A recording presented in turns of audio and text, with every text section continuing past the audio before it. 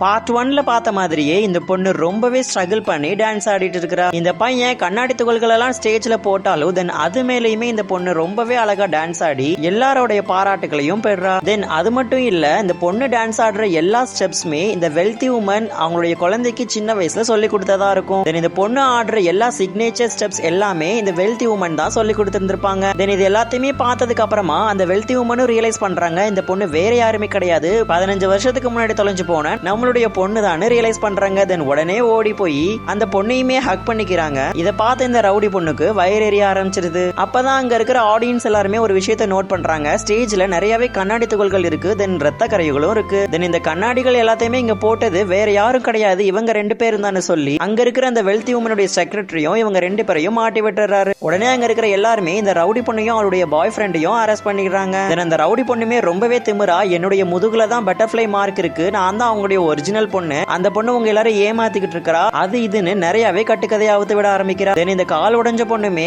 இந்த பொண்ணுடைய காலை அவங்க உடைக்கிற சீன் எல்லாமே சிசிடிவி கேமரால ரெக்கார்ட் ஆயிருக்கும். தென் அந்த ஃபுட்டேஜையும் எடுத்துட்டு வந்து காட்டிட்டு இருக்காங்க. தென் இதுக்கு அப்புறமா தான் இந்த வெல்தி உமன் எல்லாத்தையுமே ரியலைஸ் பண்ணிக்கிறாங்க.